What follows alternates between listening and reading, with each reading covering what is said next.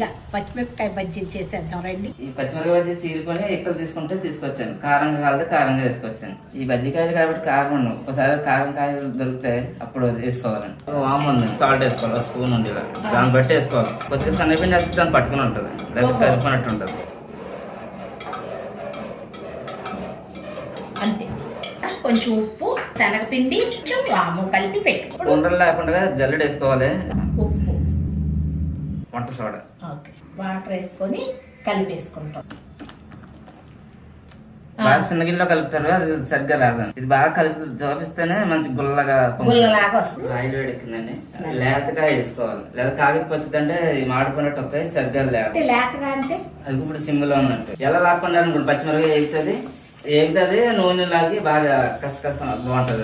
ఇది ఇలా అవుతాయి, అదే సన్నరగా ఉంటాయి కదా, అలా వచ్చేస్తుంది, తెలిసిపోతుంది. ఇదిగో ఇది ఎలా ఉంది కదా, వేపేసాను.